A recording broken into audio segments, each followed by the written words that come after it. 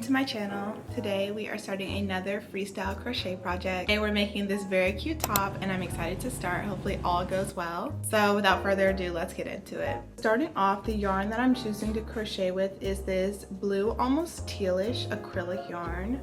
Obviously, if you're following along, you don't have to use this exact yarn. And I personally will be going in with a 5mm hook. If I end up not preferring it, I may switch to a 6. But to be honest, I don't know where my 6 is, so 5 it is for today. So to start off this project, the base is really going to be the cups, and the foundation for the projects or the process that we're going to be using is very similar to if you've ever crocheted a beanie of any sort. We're essentially going to be making 2 semicircles, so I will show you how we will start those off. So from here, we're going to want to start with a magic circle on our hook. Then I'm going to chain 3, and that's going to serve as my first double crochet. I'm going to do 5 additional double crochets into the magic ring.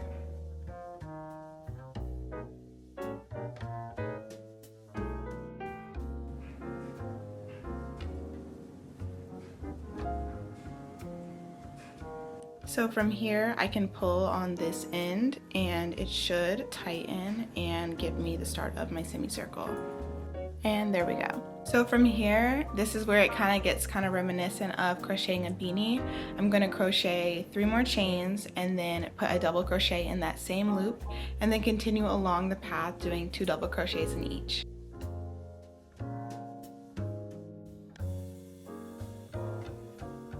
So this is how we're looking with row 2 complete.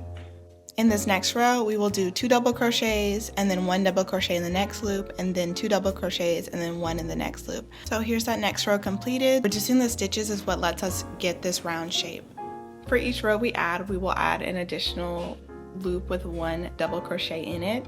So on the last one we did 2 1 2 1 2 1. On this next one we will do 2 1 1 2 1 1 2 1 1, and on the one following we will do 2 1 1 1 2 1 1 1 2 1 1 1. So that's the pattern as we continue on. How far you go very much depends on your cup size. I'm going to continue on this and then we can chat how many rows you need, but that's essentially the pattern, and this is 1 cup, so we're gonna have to do this twice. So I want to just go ahead and finish 1 and then we can see what we need to do to replicate this again. So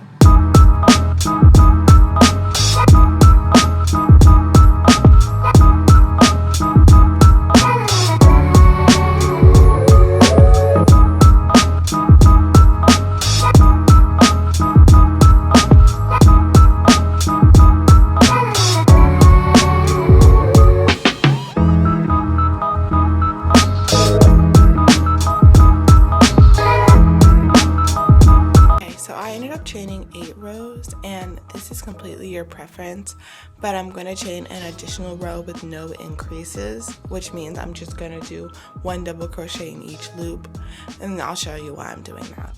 So here's how it's looking with that extra row. I just think it adds like a little additional cupping to my project. Obviously it's up to you if you want to end up adding it, but I'm going to try to just shape this a little bit more. And one thing that can help with this a ton is doing a slip stitch across the top. So to just go ahead and neaten this top edge, I'm going to do a slip stitch across.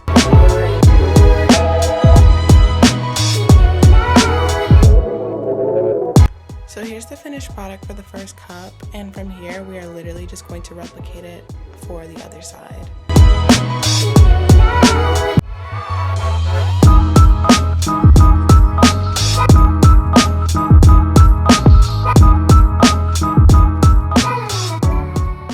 Alright, I just finished the 2 cups, so this is what we have. To give you a little bit of context on the fit, this is how they're going to attach. I'm kind of having them at like a little bit of an angle, so they will connect in the center at this point, and then this point up here will be where the strap can go. So from here we're working down to do what's below the cups. I'm definitely freestyling this. I definitely want to do some granny squares across here, so that's what I'm going to start working on next. So if you're making a similar top and you also want to do granny squares, and then we can move on to the tie back and onto the straps.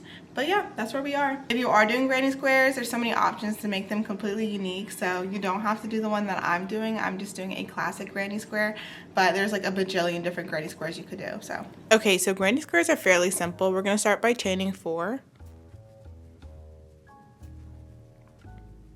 Now I'm just going to connect into that first chain to make a loop. You could also do a magic circle if you prefer that.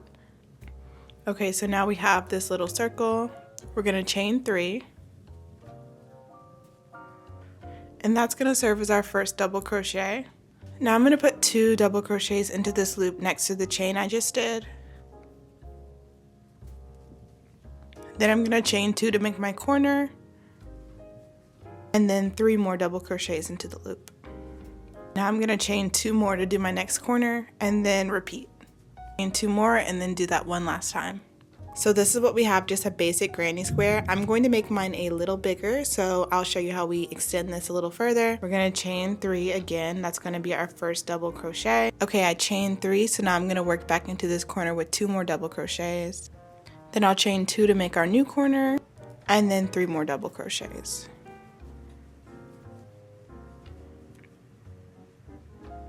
So here we have our next corner. I'm going to chain 2 and then continue to the next. And that's going to bring me to this next corner up here where I'm going to do 3 double crochets, 2 chain stitches, and then 3 more double crochets. So here's how we're looking. I'm going to continue to work my way around the square, putting my 3 double crochets, my 2 chains, and then 3 more double crochets, then chaining 2 and then going to this last corner, and then slip stitching to connect it all together.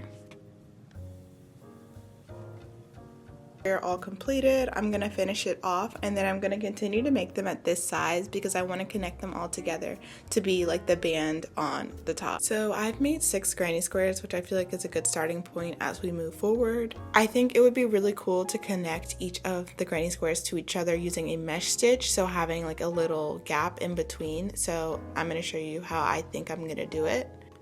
So first I'm going to slip stitch up the side of one of the granny squares.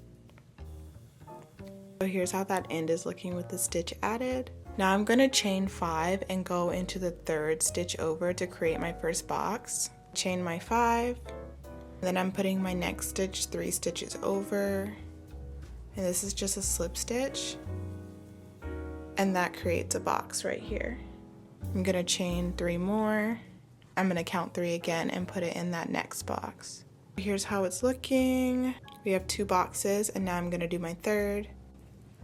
I just chained 3 more and I'm going to slip stitch it into the last of the row. Now we have these mesh stitches next to the granny square. Now to connect the next one, it's basically going to be like this, so I'm going to slip stitch again to connect these 2 granny squares together. Here's how it's looking so far. I'm going to continue this pattern of adding a mesh stitch in between each of the granny squares as I connect them. It's looking a little floppy now, but I think we could definitely add some borders to add structure. But for now, I'm just going to connect all of them and then we can move on with that.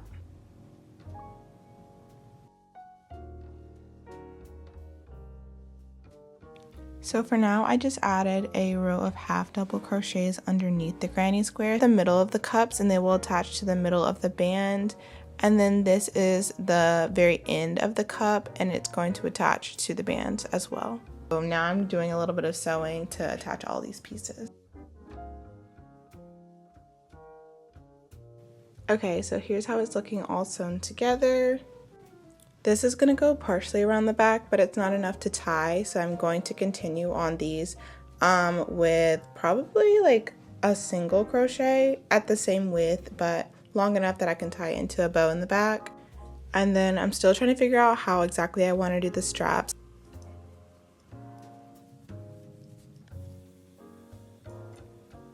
Here's a quick progress report as we work on the back strap. So here's how it's looking all attached. So this end I have not started working on yet. And then on this side I have extended past the granny squares with half double crochets. I want to be able to tie it around my bag. So I need to make it quite long so I can like tie it in a bow. So here's an update on our project. We're looking at it from the back. So this is the tie back that I finished. I definitely want to go back over the top of the tie straps and do just like a slip stitch just to give it a little bit more structure, like how we did the stitch at the bottom. I want to do a stitch at the top just for like this portion of it. So I'm going to do that. I already did it on this side. Since we did a tie back, the only option really for the front is to do a tie around the neck. So that's what I'm going to do for this. Okay, so I have yarn on my hook and I'm going in these 4 curves at the very top of the cup. This is where I'm going to be adding my strap. So I'm going to go into that first loop, put in a slip stitch. So this is going to be the base for the strap. It's only 4 stitches wide, so my straps are going to be a little bit thinner than the one tying around the back, but that's how I kind of want them. So this is how we're going from here. And I'm not doing anything crazy here. I'm literally just going to do single crochets until I get to a length that can tie around my neck, and I'm gonna have to do that on both sides.